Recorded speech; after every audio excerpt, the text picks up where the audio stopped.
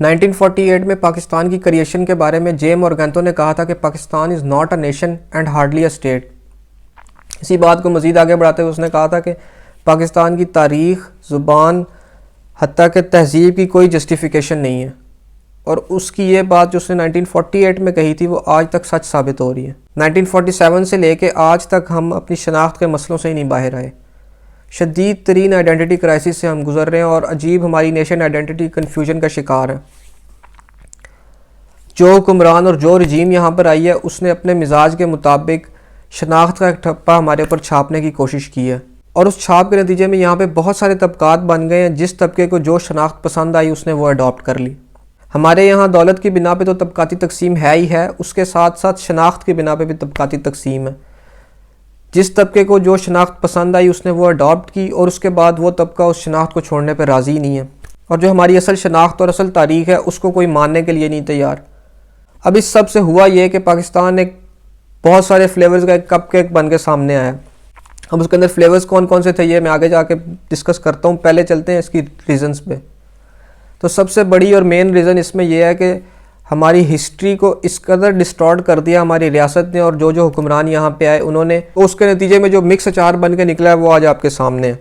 और Winston Churchill ने कहा था ना कि a nation that forgets its history has no future. तो वही बात है कि जिस कौम की अपनी तारीख़ ही कोई नहीं उसका क्या फ्यूचर होगा। अब हमारी तारीख़ ही हर हुक्मरान ने इस कदर डिस्टॉर्ट की है जिसकी कोई हद ही नहीं।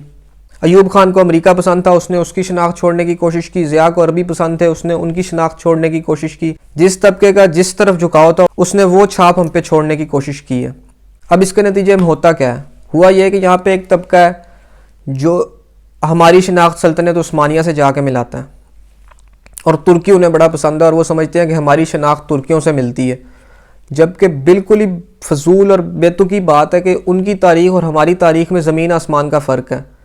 और फिर यहाँ पे एक साहब आए जिन्होंने हमें अर्तगल ड्रामे पे भी लगाया और उसके बाद पूरी कौम को यूँ लगता है कि अर्तगल जो था वो तमाम और मुसलमानों का जो वो लीडर था, जबकि उस ड्रामे की कास्ट जब आप पढ़ेंगे, जब आप उसकी हिस्ट्री में जाएंगे तो वो ड्रामा बेसिकली फ़िक्शन पे था कि उस कैरेक्टर के बारे में हिस्ट्री में एक पेज भी नहीं मिलता, हार्डली एक पेज बनता है उस अर्तगल की हिस्ट्री के बारे में। हमारे यहाँ लोग अर्तगल का ड्रामा देख के अर्तगल की तारीख़ को अपनी तारीख़ समझ के अडॉप्ट कर चुके हैं और फिर एक्सपेक्ट ये करते हैं और समझते भी ये हैं कि तुर्की जो है वो पूरी उम्मत मुसलमान के लिए बड़ा अहम किरदार अदा कर रहा है और पाकिस्तानियों की बड़ी सपोर्ट कर रहा है। इवन के आप तारीख़ पढ़ेंगे तो जिस टाइम 1857 की जंग आज़ादी हुई उस टाइम भी सल्तनत उस्मानिया ने मुसलमानों का साथ देने से इनकार कर दिया था। हमारी हिस्ट्री तो ये है, लेकिन फिर कुछ डिस्टॉर्टेड हिस्ट्री हमारे यहाँ इस तरह से पेश की गई है कि जिससे लगता यह है कि हमारा बड़े सगीर के मुसलमानों का बड़ा गठजोड़ था सल्तनत उस्मानिया वालों के साथ, इसलिए हम में और तुर्की में बड़ा प्यार है। फिर एक तबका है जो समझता है कि मोहम्मद बिन कासिम पहला पाकिस्तानी था और हमारी तारीख़ अरबियों से जाके मिलती है। बहुत कम लोग अरबियों के साथ और मोहम्मद बिन कासिम के साथ माइग्रेट होकर यहाँ आए थे।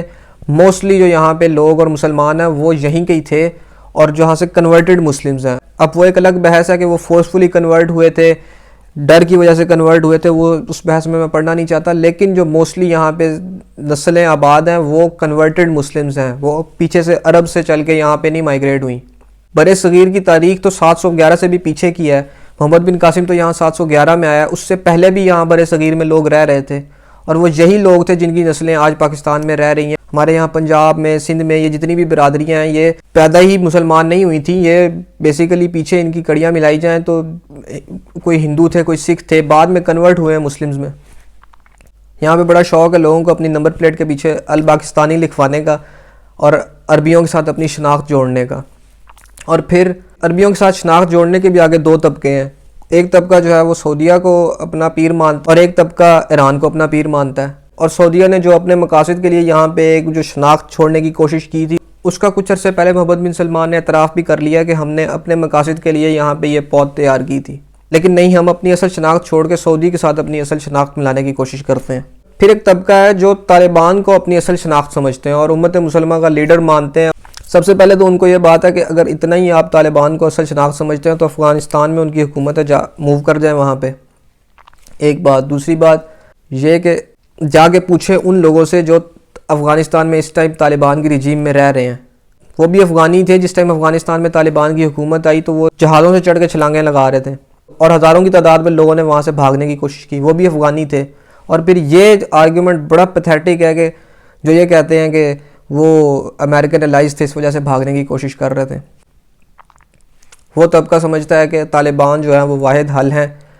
और फिर ये सब जानने के बावजूद कि वो जो अफ़गान तालिबान है वो तहरीक तालिबान पाकिस्तान वालों को सपोर्ट कर रहे हैं, और तहरीक तालिबान पाकिस्तान जितनी दहशतगर्दी पाकिस्तान में हो रही है, फाटा वालों के साथ जो कुछ हो रहा है, KPK वालों के साथ जो कुछ हो रहा है, उस सब के पीछे तहरीक तालिबान पाकिस्तान इन्वॉल्व है।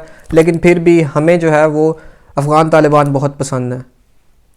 जैसे ही अफ़गानिस्तान में तालिबान की हुकूमत आई, उन्होंने 6000 TTP के बंदे छोड़े हैं जो अमेरिका ने जेलों में बंद किए हुए थे। तो वो खुला खुला सपोर्ट कर रहे हैं TTP को। लेकिन नहीं, हमारी असल शनाख्त उनसे जाके मिलती है। और इस सब में मैं ख़ुद पंजाबी हूँ, लेकिन इस सब में सबसे ज़्यादा जो इस चीज़ का शिकार हुए हैं वो पंजाबी हुए हैं। इस आइडेंटिटी क्राइसिस का शिकार सबसे ज़्यादा तादाद में पंजाबी हैं। KPK वालों को पंजाबी आज तक गद्दार करार देते हैं, बलोचों को आज तक गद्दार करार देते हैं। यहाँ पे बैठ के KPK वालों को गद्दार कहना बड़ा आसान है, और ये कहना भी बड़ा आसान है कि दहशतगर्दी की जंग में हमने लाखों की कुर्बानियाँ दी हैं। वो लाखों की कुर्बानियाँ पंजाब से तो चंद हज़ार भी नहीं इकट्ठे होंगे, वो फाटा और KPK के लोग थे जिन्होंने कुर्बानियाँ दी हैं।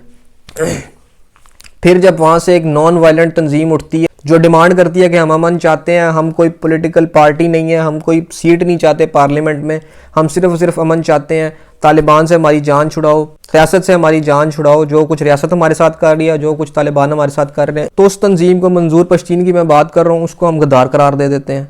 वो पंजाब में आता है तो उसके खिलाफ हम रैलियाँ निकालना शुरू कर देते हैं। फिर कुछ यहाँ पे लोग आर्गूमेंट देंगे कि वो अफगानिस्तान के साथ मिलना चाहते हैं। भाई 47 में पाकिस्तान आज़ाद हो रहा है, 75 साल नहीं हुए, हिस्ट्री का छोटा सा हिस्सा है। 5000 साल पुरानी तारीख है अफ़गानिस्तान की पश्तूनों के साथ।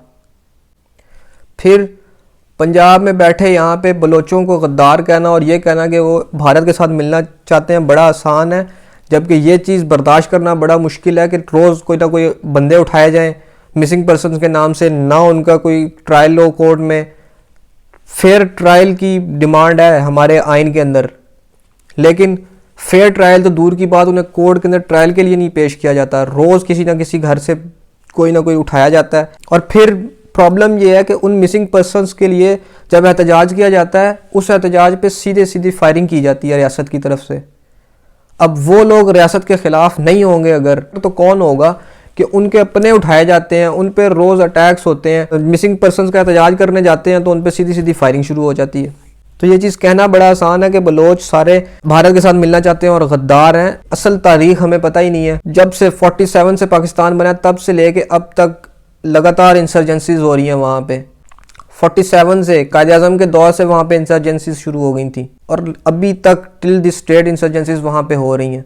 फिर जब रियासत ऑपरेशन भी करती है उसमें भी फाटा और KPK के लोगों की जानें जाती हैं, वहाँ तक भी ठीक है। लेकिन प्रॉब्लम ये है कि जब उन लोगों की जानें जाती हैं तो हमारे यहाँ पंजाब के जो मेजर न्यूज़ चैनल्स हैं वहाँ पे रिपोर्ट ये होता है कि KPK में दहशतगर्द मारे गए। उन्होंने रियासत के ख़िलाफ़ नहीं खड़े होना तो किसने खड़े होना है? तो ये पंजाबियों को जो शनाख्त और आइडेंटिटी कन्फ्यूजन का मसला है, ये मुझे इसकी कोई होप नहीं है कि कभी भी ठीक होगा। और ये अब से नहीं हम करते आ रहे, बाचा खान के टाइम से हम इनके खिलाफ हैं। बाचा खान को आज तक हमारे यहाँ पंजाबी गद्दार समझते हैं। अब उसकी हिस्ट्री में मैं जाना नहीं चाहता, कभी फिर इस बात पर डिस्कस करेंगे। हमारी अपनी तारीख हमसे छीन ली गई है और हमें मुतालिया पाकिस्तान के अंदर करारदाद मकासद ठोंस के और इस तरह की चीज़ें ठोंस के हमारे एक डिस्टॉर्टेड हिस्ट्री हमें पेश कर दी है। और उसके बाद साथ साथ मिसाला हर हुक्मरान ने उसके अंदर ऐड किया है और उस सब के नतीजे में ये फसल पक के तैयार हुई है। और जहाँ तक मेरे ओपिनियन की बात है तो मुझे बिल्कुल ऐसा नहीं लगता कि ये इन नियर फ्यूचर भी ये एटीट्यूड पंजाबियों का चेंज होगा।